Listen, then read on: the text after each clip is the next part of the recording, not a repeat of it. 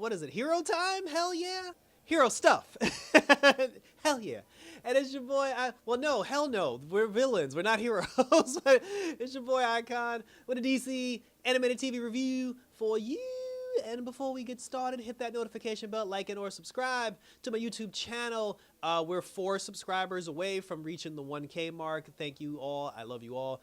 And also, I apologize for this review being a little late, but I did go to New York Fashion Week over the weekend, and that took all day. So I've been editing those videos and everything. So some of those videos should be up by the time you see this. So definitely check out my videos for New York Fashion Week, and let's put on the finishing touches of Kite Man. Ladies and gentlemen, we've reached the end of Kite Man. So now, Golden Glider and Kite Man are actually trying to dispose of the anti-life equation, and they get run up on by Helen. And surprise, surprise, Helen turns out to actually be, I guess, a good guy, a good person, despite the fact that she runs a villain, like a villain shop. She basically said that she didn't want Darkseid to get his hands on the anti-life equation because she didn't want him to kill all of his customers, because that's bad for business. She's a businesswoman first and foremost. So she said that she ran through some simulations in her computer about how to get rid of the anti-life equation, so this way Darkseid couldn't get it, and she couldn't come up with anything. But she said that she found one scenario where they actually do get rid of the anti-life equation, but it has something to do with Kite Man, but she doesn't know what about Kite Man is pertaining to the anti-life equation. She said, all I know is that for some reason, if I give you the anti-life equation, you're gonna somehow save the day, and I don't know what you're gonna do. Now here's why that was stupid. So he had the anti-life equation already, like him and Golden Glider had the anti-life equation. So she kidnaps them, brings them back to her her hideout, takes the anti-life equation from him, only to give it right back and say, it belongs in your hands, that's how we're going to save the world. You should have just let him keep it if that was the case. So now that he has this information, he's trying to figure out how he's supposed to save all mankind from the anti-life equation. So the bar gang is all together. Apparently there's a secret laboratory downstairs in the basement. It looks like the same basement setup that Cartman had in South Park, where he had all the kids pretend to be superheroes. That's what it reminded me of. But then he's down there, he's talking to everybody, and they're just like, okay, how are we going to get rid of the anti-life equation? Kite Man had brought up The Exorcist, where he was just like, oh, I could put the anti-life equation inside of me, and then you guys can kill me. That'll get rid of it. And then, Golden Glider was like, no. She was like, no one's killing you. Everybody else was like, fuck it, kill him. Because that wasn't pertaining to them. So they were just like, if you're willing to sacrifice yourself for the greater good, be my guest. But then he determined, he was just like, babe, it's for the greater good, and I'd be doing the world a great service, and she's upset. And he was just like, when I read the anti-life equation, I just need you to kill me when that happens. So now everybody's gonna go to the roof, and Kite Man's basically going to read the anti-life equation so it can consume his body, and once he's consumed with the anti-life equation, Golden Glider's supposed to kill him. So now everybody's on the roof, and that now takes us to Darkseid. Darkseid is too busy at Kinko's yelling at Brandon because he purchased a tracking device that he put inside a chicken or something, and that was supposed to lead him to Golden Glider and the Kite Man so he can get the anti-life equation. But since we had that whole giant chicken debacle, the tracking beacon got destroyed, and then he took the beacon back to Kinko's where Brandon sold it to him, and he's like, you told me that this would never be detached from, its host, and now I want my money back, and he wants his money back. So, between him and the choir in the back, or the druids, this shit is hilarious. So Darkseid's basically fighting Brandon, trying to get his money back. And then he was just like, oh, it's out of warranty, whatever. The Darkseid was just like, oh, you'll pay me back by serving a life sentence on Apocalypse. And then he ends up finding out from Malice, because Malice showed up. And then he was just like, Malice, you lied. And she's like, okay, I lied. And she's like, but I didn't want you to kill my friends. And he was like, fool, you said that they're going to try to do an exorcist thing to get rid of the anti-life equation. He's like, so you went through all this trouble because you didn't want me to kill your friends, and these fools are going to kill themselves. So it's the same thing. He was like, but if you want me to save your friends, then tell me where the anti-life equation is so the big dog can eat. So she sells him out, and now he's on his way. The Darkseid's on his way to get the anti-life equation. Goldilocks, she's still a thing. I forgot that Golden Glider's mother went to the 80s. So she's in the apartment in the 80s, and I guess it's her apartment now, and she's the one responsible for like taking care of the toilet, the time toilet. So she's in there like doing exercise and like working out or whatever. Goldilocks shows up and then she's just like, oh, Golden Glider told me about you and the story of the anti-life equation. Goldilocks basically told her mom the entire situation with the anti-life equation, and then that's when her mom was just like, oh my, so my daughter has the anti-life equation. This is interesting news. So then Goldilocks ends up coming back to the present. She's talking to Bane. I don't know why she didn't go back in the book because she belongs with the fairy tale lady. She's talking to Bane, and then while they're talking to Bane, they're just like, oh, we got to go help Kite Man because he's about to kill himself. Meanwhile, the funny thing was in the 80s, when Goldilocks was talking to Golden Glider's mother, they were trying to have a conversation. She was trying to give her like food and snacks, and she was doing these snacks are too smooth. And she was like, you know what, you little bitch. But anyway, that's like it's annoying as hell, but for some reason I like it now. Anyway, so now they're on the roof. Like Chuck, he's looking at the anti-life equation. He's trying to read it. He's reading it upside down. And then while the power of anti-life was consuming him, Darkseid shows up. Lex Luthor shows up. Lex Luthor brought the Legion of Doom to try to get the anti-life equation. And then that's when the people in the bar showed up and like all the bar characters fought the Legion of Doom. Mama Mabel used her fairy tale book.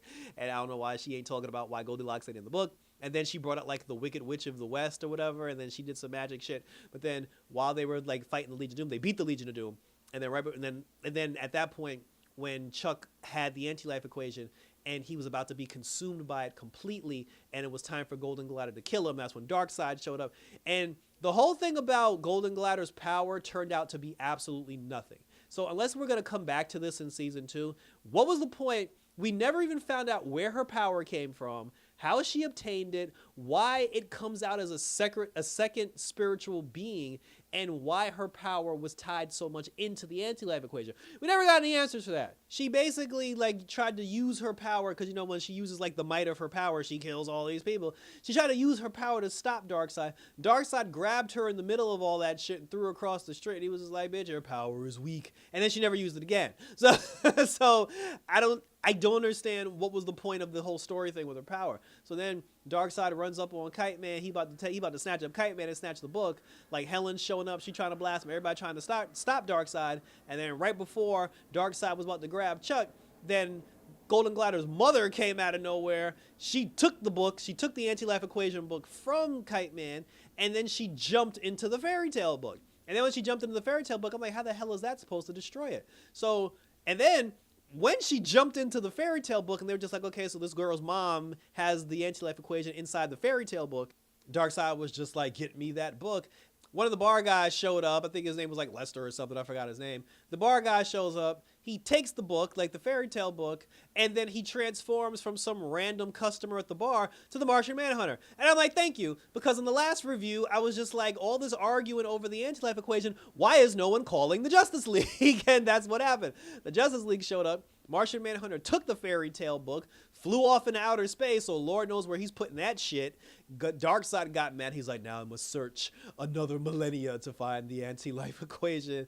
Malice apologized. He was like, no, daughter. He was like, your evil grows every day. So nobody got what they wanted. Lex got mad, and then everybody besides Lex just ended up going to the bar and drinking their sorrows away. Darkseid's at the bar, like the black lady, the black fairy tale lady, she at the bar. She still ain't bringing up the Goldilocks shit. Everybody's at the bar. Everybody's at the bar getting their drink on, you know, saluting or whatever. Chuck did ask Golden Glider to marry him earlier in the episode because he was like, if I'm gonna kill myself, like I want you to be my wife.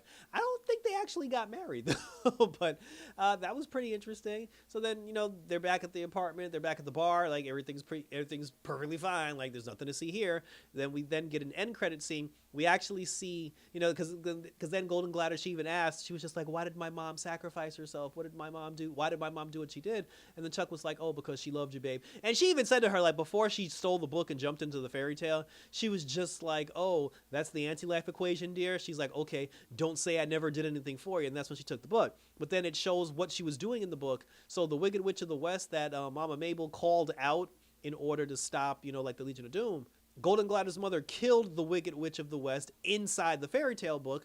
She stole her power. She took her crown and stole her power. So now Golden Glider's mother is the Wicked Witch of the West. She has all the power and she's terrorizing the fairy tale book. Why is no one doing anything about that? Like, why is the fairy tale lady not wondering what madness is. Well, she doesn't have the book. Martian Manhunter has the book. So, okay, so that's weird. So the whole thing, I guess her mom just wanted to take over the fairy tale land? I don't know. But hopefully we come back to that in season 2. Hopefully we come back to Golden Glider's power in season 2. It ended with Brainiac's coming. I guess Brainiac's on the way. I don't know if that's a Harley Quinn problem or if that's a Kite Man problem. It's the same universe, so maybe it's both. That was how the episode ended. That was how the season ended, and thank you for tuning in. So Kite Man is in the books, and I did enjoy it. I never thought I would love or enjoy a series based on Kite Man. He is the most obscure character. Next, we're going to do a show about the goddamn Condiment King. But I did enjoy Kite Man. Like, I enjoyed the characters. Like, I like Golden Glider as a character. And I look forward to season 2. I look forward to seeing what these characters... We didn't get any Harley Quinn characters, like, in the season finale, but I look forward to seeing what happens in season 2 and what happens in the next Harley Quinn season to see if the whole Brainiac thing ties in and if we ever find out how the hell Golden Glider got her power. But share your questions, comments, and your concerns down below, and we will continue to talk about it. Check me out all over social media. Hit me up on Twitter, X, and or Instagram. Always on YouTube and TikTok, where you can leave your questions, comments, and or concerns. Check out my other videos because I have Batman Cape Crusader up on my YouTube channel. We completed that. I got Suicide Squad Isekai. We completed that. I have my review for Deadpool and Wolverine up on my channel. By the time you see this, I'll have my footage for New York Fashion Week up on my channel. And after that, because this was the last show, so as of right now, there's nothing for me to review. So for the next week and a half, I guess, I'll just be posting my Fashion Week videos. And when the 18th comes, the next shows that we're doing, Agatha all along, unfortunately. We're doing Penguin, El Penguino. We're doing Penguin. On October 10th, we have the Tomb Raider series. Definitely looking forward to the Tomb Raider series. And also the first week of October, we have Superman and Lois, the final season of Superman and Lois. So once September 18th comes, I'll be doing those 2 shows. I'll be doing Agatha and I'll be doing Penguin. And then a week later, we're going to have Superman and we're going to have Lara Croft Tomb Raider. So we're going to be reviewing 4 shows at the time as we get ready for Comic-Con, because New York Comic-Con is October 17th. There's a lot of stuff coming in the pipeline, guys. I thank you. I love you all. Please subscribe. Let's hit that 1K mark, and I will continue to pump out this great content that we all enjoy, and we will all continue to talk about it and share our thoughts with each other. So for season 2 of Kite Man, take care. Look out for the anti-life equation, because now it's in the fairy tale. Until next season, we're out this bitch!